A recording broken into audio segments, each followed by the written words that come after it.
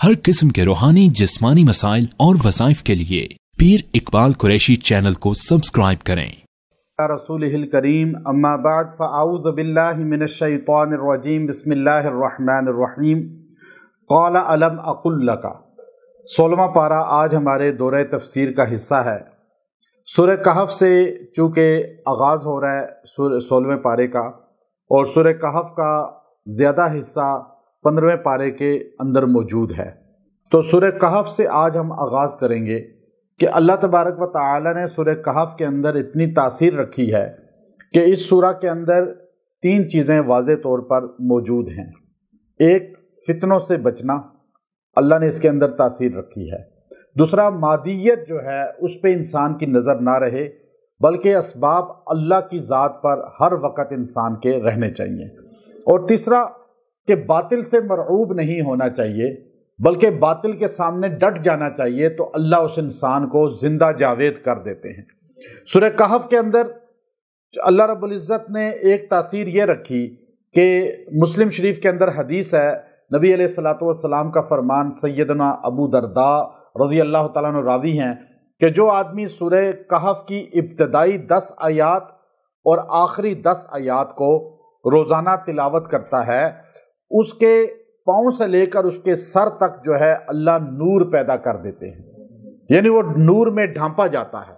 और जो आदमी सूरह कहफ को पढ़ता है, अल्लाह उसके पाँव से लेके आसमान तक नूर पैदा कर देते हैं।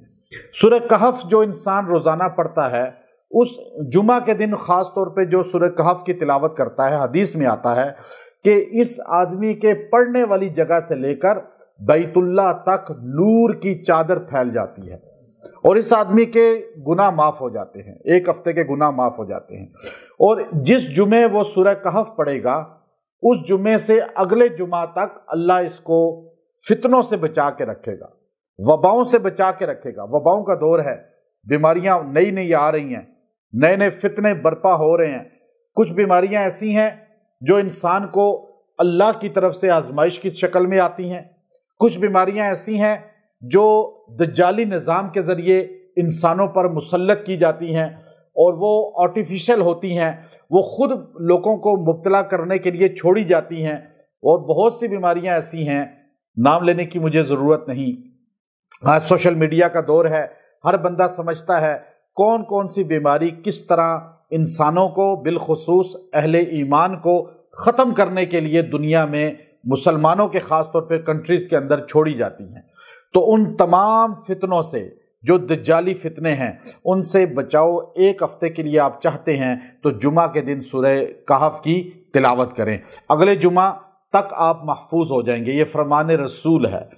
और आखिरी दौर है, जो आदमी जुमा के दिन सूरह कहफ की तिलावत करेगा, अगले जुमे तक, अगर ये सरकार दो आलम सल्लल्लाहु अलैहि वसल्लम का फरमान है, मुस्नद अहमद के अंदर है कि जो आदमी सूरह कहफ की तिलावत जुमा को करेगा, अगले जुमा तक अगर दज्जाल का ज़हूर हो गया, दज्जाल आ गया, तो ये आदमी उसके सामने उसको खुदा, हाजत रवा या बड़ा समझ के झुकने वाला नहीं होगा, इसको अल्लाह उसके फितने से बचा लेगा।